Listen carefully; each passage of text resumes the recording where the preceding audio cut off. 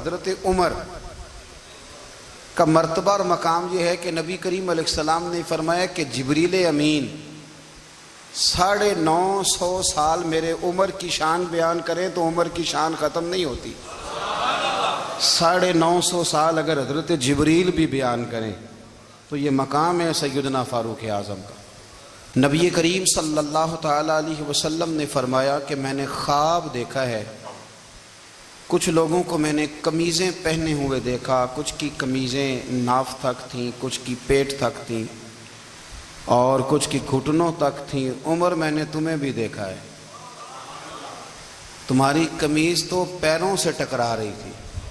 تو حضرت عمر کہنے لگے حضور خواب کوئی دیکھتا ہے، تعبیر کوئی بتاتا ہے، پر یہاں کمال یہ ہے کہ خواب بھی آپ نے بتایا ہے، تعبیر بھی آپ ہی بتائیں گے۔ حضور پھر بتا دیں اس خواب کی تعبیر کیا ہے؟ تو حضور نے فرمایا تعبیر یہ ہے کہ کسی کا دین ناف تک، کسی کا گھٹنوں تک، کسی کا پیٹ تک، اور عمر تو سارا ہی دین میں لپٹا ہوا ہے، تو سارا ہی دیندار ہے، سارا ہی۔ حضرت عمر فاروق رضی اللہ تعالیٰ عنہ آئیڈیل ہیں، ایک ہیرو ہیں۔ حضرت عمر فاروق کی زندگی میں جو چیز آپ کو بہت زیادہ ملے گی نا، وہ یہ ہے کہ آپ نے جتنا کڑا احتساب محاسبہ باہر والوں کا کیا ہے نا، اس سے زیادہ بڑھ کے اپنا اور اپنے گھر والوں کا کیا ہے۔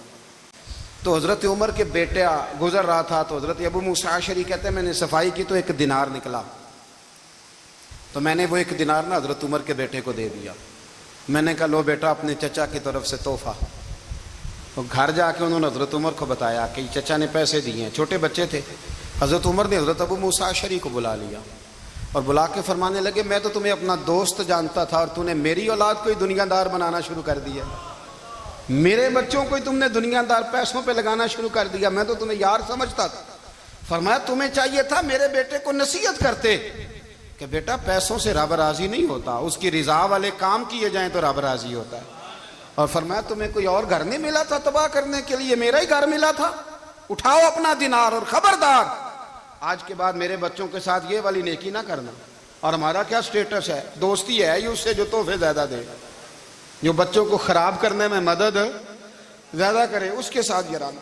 حضرت عمر نے گھر پہ اور سب سے بڑھ کر اپنی ذات پہ توجہ کی۔ حضرت ابو مالک رضی اللہ تعالیٰ عنہ کہتے ہیں میں عمر کے پیچھے پیچھے ایک باغ میں گیا، اکثر اس باغ میں جایا کرتے تھے، اور عمر جا کے نا تو درخت کے نیچے بیٹھ گئے اور فرمانے لگے او امیر المومنین اللہ سے ڈر جا، ورنہ جس رب نے حکومت دی ہے وہ عذاب بھی بڑا دے گا، ڈر جا رب سے۔ کبھی ساری زندگی حضرت عمر نے اپنا کوئی تعارف نہیں کرایا، کبھی نہیں۔ ایک بندے نے آپ کے سامنے تعریف کر دی آپ کی تو فرمانے لگے تو خود بھی ہلاک ہوا اور مجھے بھی ہلاک کر دیا، کیا ضرورت پڑی ہے میری تعریفیں کرنے کی؟ اتنی دیر میری تعریف میں لگائی، اللہ کا ذکر کرتا رب تجھے ثواب دیتا، حضور پہ درود پڑھتا تو رب تیرے اوپر رحمتیں نازل کرتا، کس چکر میں ہے؟ آج جتنا اچھی کوئی خوشامد کرے اتنی اچھی وزارت ملتی ہے، جتنی اچھی اس کو جو ہے وہ چاپلوسی کرنی آیا درجہ بھی اسے اتنا ہی اچھا ملتا ہے۔ حضرت عمر فاروق رضی اللہ تعالیٰ عنہ آپ کے بیٹے کہتے ہیں، صاحب فتوح الشام نے لکھا ہے، آپ کے صاحبزادے کہتے ہیں میں نکلا تو میرے ابا جی نا اپنی پشت پر مشکیزہ رکھ کے کنویں سے پانی بھر کے آ رہے تھے۔ میں دوڑ کے آگے گیا، میں نے کہا ابا جی مجھے دے دے۔ فرمانے لگے بیٹا تیرا کیا خیال ہے، کوئی اور نہیں تھا مشکیزہ بھر کے لانے کے لیے، تیرا کیا خیال ہے؟ کہا ابا جی بڑے لوگ تھے پر آپ کیوں اٹھا رہے ہیں؟ فرمانے لگے نفس نا ذرا میرا بڑا ہو گیا تھا، اسے ذرا ذلیل کر رہا ہوں، ذرا اپنا محاسبہ کر رہا ہوں، یہ مجھے کہہ رہا تھا تو بڑی چیز ہے، تو میں نا ابھی مشکیزہ گھر رکھ کے آؤں گا، پھر تیری ماں نے مجھے کہا ہے کہ گھر میں لکڑیاں کوئی نہیں جلانے کے لیے، پھر میں جنگل سے لکڑیاں کاٹ کے لاؤں گا۔ امیر المومنین بن کے نا تو میرا نفس تھوڑا بڑا ہو گیا۔ اب یقین کریں ہمارا ہاضمہ خراب ہو جاتا ہے جب تک ہمارا تعارف صحیح نہ ہو، ہمارا تعارف ٹھیک نہ ہو، میں یہ ہوتا ہوں میں وہ ہوتا ہوں، چھوڑ مٹی دیں تے مٹی رہنا ہی، مٹی دیں تے مٹی دیں تے مٹی رہنا ہی، ایویں کادی بلے بلے اج مٹی دے اتے بندیا تے کل مٹی دے تھلے، مٹی دیں تے مٹی رہنا ہی، کادی بلے، مجھے پوچھ لو مجھے جان لو میرا نام لے لو، میں بھی آیا ہوں، میں بھی ہوتا ہوں، میرا بھی یہ تذکرہ ہے۔ جس کو اپنا تعارف کرانا پڑ گیا اس سے بھی زیادہ کمزور کوئی ہے؟ فوٹو میں دکھاتا پھرتا ہے فلانے کے ساتھ فوٹو، فلانے تو کمزور بندے یہ کام کر۔ حضرت عمر فاروق اللہ اکبر. حضرت عمر جیسا بندہ 24 لاکھ مربع میل کا حکمران اور شاہ روم کو خط لکھ کے کہتا ہے میں منت نہیں کرتا میں حکم دیتا ہوں. اتنا تگڑا بندہ. جنگ قادسیہ کے لیے حضرت سعد بن ابی وقاص کو بھیجا. فتوح شام پڑھ کے دیکھیں. حضرت عمر بڑے پریشان ہیں. اتنے دن ہو گئے کوئی رپورٹ ہی نہیں آئی. اب تو موبائل ہے نا, ایک ایک منٹ کی رپورٹ لیں آپ, بلکہ آپ ایک منٹ کی فوٹو لیں. آپ رپورٹ تو دور رہ گئی. حضرت عمر فاروق رضی اللہ تعالیٰ عنہ بڑے پریشان ہیں کہ قادسیہ میں حضرت سعد بن ابی وقاص کے ساتھ لوگ جہاد کرنے گئے, رپورٹ کوئی نہیں آ رہی. اتنے پریشان تھے کہ باہر نکل کے نا اس رستے پہ بیٹھ جاتے جو رستہ قادسیہ کی طرف سے آتا تھا. جو بھی آتا جاتا پوچھتے جنگ کے کیا حالات ہیں. ادھر جب اللہ نے فتح دے دی نا تو حضرت سعد بن ابی وقاص رضی اللہ تعالیٰ عنہ نے نا ایک قاصد کو خط دے کے بھیجا. کہنے لگے عمر کے پاس جاؤ, انہیں اطلاع دو کہ الحمدللہ اللہ نے اسلام کو فتح عطا کر دی. یہ حضرت عمر کو جا کے دینا. وہ بڑے پریشان ہوں گے. وہ جو اس زمانے میں اس طرح ہوتا تھا کہ کئی دور دور سے صحابہ جو دوسرے شہروں کے ملکوں کے رہنے والے ہوتے تھے وہ بھی آ کے شامل ہو جاتے تھے جہاد میں. کوئی ایک دفعہ مدینے آیا, کوئی 2 دفعہ آیا, پھر اپنے اپنے علاقوں میں. بہت سارے لوگوں نے زیادہ دفعہ حضرت عمر کو دیکھا بھی نہیں تھا. وہ جو قاصد خط لے کے آیا تھا نا اس نے ایک آدھ دفعہ دیکھا تھا. حضرت عمر بوڑھے ہو گئے, وہ پہچانتا نہیں تھا. ادھر سے وہ خط لے کے آ گیا. حضرت عمر مدینے سے باہر نکل کے اس روڈ پہ بیٹھے تھے جو قادسیہ سے آتا تھا. جب وہ اس آدمی کو آتے دیکھا تو حضرت عمر اٹھ کے کھڑے ہو گئے, فرمانے لگے قادسیہ سے آ رہے ہو؟ وہ کیا کہتا ہے, پھٹے پرانے کپڑے, ٹوٹے ہوئے جوتے, سر پہ پرانی پگڑی. کہنے لگے غلام مدینے کے رہنے والے ہو؟ حضرت عمر کہنے لگے ہاں مدینے کا ہوں. کہا میں قادسیہ سے آیا ہوں, الحمدللہ اللہ نے اسلام کو فتح دے دی ہے, الحمدللہ کفر کی کمر ٹوٹ گئی ہے. اس نے یہ بات کر کے تو گھوڑے کو ایڑی لگائی, گھوڑا دوڑنے لگا مدینے کے. حضرت عمر بھی ساتھ ساتھ دوڑ رہے. فرمانے لگے اچھا بتاؤ خالد بن ولید کا کیا حال ہے؟ تھوڑا آگے جا کے فرمانے لگے اسامہ بن زید کیسے ہے؟ وہ کہتے ہیں ٹھیک ہے. پھر اس نے اور گھوڑا. عمر ساتھ ساتھ دوڑ رہے ہیں, ساتھ ساتھ. 24 لاکھ مربع میل کا حکمران, ایک جوتا پیر سے نکل گیا, عمر دوڑ رہے ہیں. آگے جا کے پوچھتے ہیں سعد بن ابی وقاص کا کیا حال ہے؟ کہا حضور وہ بھی ٹھیک ہے. کتنے لوگ میرے شہید ہو گئے مسلمانوں میں سے؟ کہنے لگا صحیح گنتی کا نہیں پتا, یہ لفظ ادا ہوتے ہوتے مدینے کی سرحد آ گئی. لوگوں نے عمر کو گھوڑے کے ساتھ دوڑتے دیکھا تو کہا امیر المومنین کیوں دوڑ رہے ہیں؟ وہ غلام چھلانگ لگا کے نیچے آیا, قدموں میں بیٹھ گیا. کہنے لگا حضور آپ نے بتایا ہی نہیں آپ امیر المومنین ہیں. آپ فرمانے لگے کیا بتاتا, میں تو اونٹ چرانے والے کا پتر ہوں, کیا بتاتا. وہ عمر ہوں جس نے اپنے گناہوں کا حساب دینا ہے. کیا بتاتا جو سعد بن ابی وقاص کو جہاد پہ بھیج کے خود بزدلوں کی طرح گھر میں بیٹھا ہے. کیا بتاتا. کوئی حیثیت نہیں, کوئی تار. تو نے اچھا کیا, تو تو مجاہد تھا, مجھے ساتھ ساتھ دوڑایا, تو نے اچھا کیا. جتنے لوگ تھے چیخے مار کے رونے لگے. حضرت فاروق اعظم سے کہنے لگے عمر جب تک تیرے جلوے رہیں گے اللہ کامیابیاں ہی عطا فرمائے گا, جب تک تیرا رنگ رہے گا اللہ تعالیٰ نوازتا ہی رہے گا. کچھ نہیں کبھی اپنا آپ ظاہر ہی نہیں کیا. بہت بڑے تھے, بہت بڑے تھے حضرت عمر, بڑے تھے. حضرت ابو رافع غلام تھے, قرآن پاک بڑا سونا پڑھتے تھے. حضرت عمر جب بھی انہیں ملتے کہتے ابو رافع تو عمر سے اچھا ہے, قرآن بڑا شاندار پڑھتا ہے. تو وہ کہتے حضور اگر میں قرآن صحیح پڑھتا ہوں تو آپ کو قرآن کی تشریح زیادہ صحیح آتی ہے, آپ بھی تو مجھ سے افضل ہیں. تو آپ فرماتے نہیں پھر بھی تو مجھ سے افضل ہے. کیوں؟ اس لیے کہ تو اپنے آقا کی نوکری بھی ٹھیک کرتا ہے اور رب کی عبادت بھی ٹھیک کرتا ہے, اور مجھے خالص صرف عبادت کرنی ہوتی ہے وہ بھی ٹھیک نہیں کر پاتا. ساری زندگی اپنا محاسبہ, ساری زندگی اپنے گریبان میں دیکھا, ساری زندگی اپنے آپ کو پرکھا, اپنے آپ کو ٹٹولا. 62 سال عمر بیت گئی.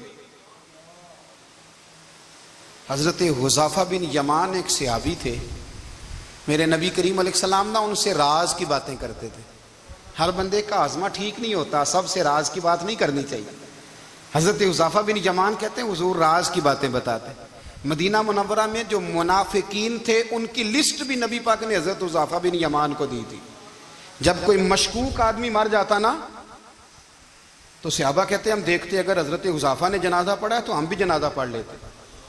نبی پاک نے بھی کچھ جنازے نہیں پڑھے, ترمذی میں ہے, فرمایا عثمان سے جو بغض رکھے اس کا جنازہ نہیں پڑھیں گے. حضرت حذیفہ بن یمان اگر جنازہ پڑھتے تو لوگ پڑھتے، وہ نہ پڑھتے تو لوگ جنازہ نہ پڑھتے۔ حضرت حذیفہ بن یمان کہتے ہیں جناب عمر فاروق کی خلافت کے آخری ایام تھے، کچھ دنوں کے بعد وہ شہید ہو گئے۔ فرماتے ہیں آدھی رات کا وقت تھا، میں گھر میں سویا تھا بڑا بے فکر، اچانک میرے دروازے پہ دستک ہوئی، میں گھبرا کے اٹھا، اتنی رات کو کون آیا؟ کہتے ہیں قربان جاؤں، دروازے پہ گیا تو امیر المومنین فاروق اعظم دروازے پہ۔ میں نے کہا عمر کوئی حکم تھا تو مجھے بلا لیتے۔ کہنے لگے میں نا امیر بن کے نہیں آیا، تیرا ویر بن کے آیا ہوں۔ امیر المومنین کی حیثیت سے سرکاری کام سے بلاتا تو وہاں بلاتا، مجھے ایک ذاتی کام پڑ گیا۔ کہتے ہیں میں نے عمر کو گھر کی اندر بلا کے چارپائی پہ بٹھایا، میں نے کہا حضور میں غریب آدمی، میں کیا آپ کے کام آ سکتا ہوں؟ تو کہتے ہیں انہوں نے نا مجھے ساتھ بٹھا لیا، پھر میرا ہاتھ پکڑ لیا، کہنے لگے تو عمر کو جانتا ہے؟ عمر جھوٹ نہیں بولتا، تو جانتا ہے عمر وعدوں کا پکا ہے؟ کہا حضور جانتا ہوں۔ کہا میں اس وقت آیا ہوں جب دیکھ بھی کوئی نہیں رہا۔ حضرت حذیفہ بن یمان کہتے ہیں پریشان ہو گیا، حضور پہلیاں نہ بجھوائے، مہربانی کریں بتائیں کدھر آئے ہیں؟ تو حضرت عمر فاروق فرمانے لگے 62 سال کا ہو گیا ہوں، 63 میں چل رہا ہے، داڑھی سفید ہو گئی ہے، پھل پک گیا، اٹھ فریدہ ستیا، داڑھی آ گئی پور، اگا نیڑے آ گئی، پیچھا رہ گئی دور، اب قبر اشر کا معاملہ صاف نظر آنے لگا ہے۔ کہا حضور مجھ سے کیا چاہتے ہیں؟ حضرت عمر رو پڑے، کہنے لگے آج میں عشاء کے بعد نکلا ہوں تو نبی پاک کے صحابہ مجھے نیک کہہ رہے تھے، پھر میں نے بچوں کی ماں سے اور بچوں سے بھی پوچھا ہے، وہ بھی مجھ سے راضی ہیں، پر حذیفہ تیرے ساتھ نبی پاک راز کی باتیں کرتے تھے، سچ بتا کہیں عمر کا نام منافقوں میں شامل تو نہیں؟ سچ بتا ان منافقین میں تو شامل نہیں، کہیں اوپر سے تو نہیں سارا کچھ؟ حضرت حذیفہ بن یمان کہتے ہیں میں باپ کے مرنے پہ اتنا نہیں رویا جتنا عمر کے سوال پہ رویا۔ میں قدموں میں بیٹھ گیا، میں نے کہا نہیں عمر یہ تو میں نے نہیں سنا، لیکن یہ میں نے نبی پاک سے ضرور سنا ہے کہ میرے بعد اگر کوئی نبی ہوتا تو عمر ابن خطاب ہوتا۔ یہ میں نے اپنے کانوں سے سنا ہے کہ عمر جس گلی سے گزرے شیطان رستہ بدل جاتا ہے۔ یہ میں نے اپنے کانوں سے سنا ہے کہ 950 سال حضرت جبریل جناب عمر کی شان بیان کریں تو پھر بھی بیان نہیں ہو سکتا، یہ میں نے ضرور سنا۔ دوستو ساری زندگی حضرت عمر نے اگر دوسروں کا محاسبہ کیا تو اپنا اور اپنے بچوں کا بھی کڑا خیال رکھا کہ بچے دونوں کاروبار کے لیے مصر گئے، ایک بہت بڑا قافلہ گیا مدینے سے مصر تجارت کے لیے، تو یہ گئے تجارت کے لیے، تو حضرت عبداللہ ابن عمر، حضرت عبید اللہ ابن عمر، حضرت عمر کے دونوں بیٹے گئے، جناب عمر فاروق کے بچے جب وہاں پہنچے، بچے ہیں شہزادے ہیں، وہ کاروبار کرنے گئے اور وہاں بتایا گورنر صاحب نے کہ یہ فاروق اعظم کے بچے امیر المومنین کے۔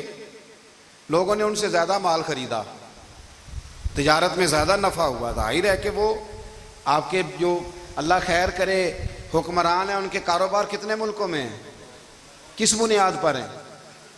وہ صرف اس بنیاد پر کہ وہ حکمران رہے، ان کے لیے آسان تھا بڑے لوگوں سے تعلقات بنانا۔ حضرت عمر فاروق رضی اللہ تعالیٰ عنہ کے بچے ڈھیروں مال کما کے جب واپس آئے نا تو حضرت عمر سے آ کے بچوں نے بطور محبت کا ابا جی اللہ نے بڑا ہی فضل کیا ہے، بڑا مال کمایا الحمدللہ، یہ دیکھیں کتنا نوازا ہے۔ تو حضرت عمر کہنے لگے سارے قافلے نے اتنا ہی کمایا ہے؟ سارے قافلے نے اتنا ہی کمایا ہے؟ کہ حضور نہیں، سارے قافلے نے اتنا نہیں کمایا، سب کو اتنا نہیں ملا، وہ تو وہاں گورنر صاحب نے لوگوں کو تعارف کرایا تھا کہ یہ عمر کے بچے ہیں، تو لوگوں نے پھر ہم سے بڑا ہی خریدا۔ تو حضرت عمر فرمانے لگے ٹھیک ہو گیا، میں بات سمجھ گیا، اس طرح کرو جو تمہاری اصل زر تھی نا، جو راز تھی وہ رکھ لو اور باقی سارا مال خزانہ میں جمع کرا دو، اس لیے کہ یہ تم نے تجارت نہیں کی، یہ تم نے اپنے باپ کا نام بیچا ہے، یہ تم نے امیر المومنین کے بیٹے ہونے کا فائدہ اٹھایا ہے۔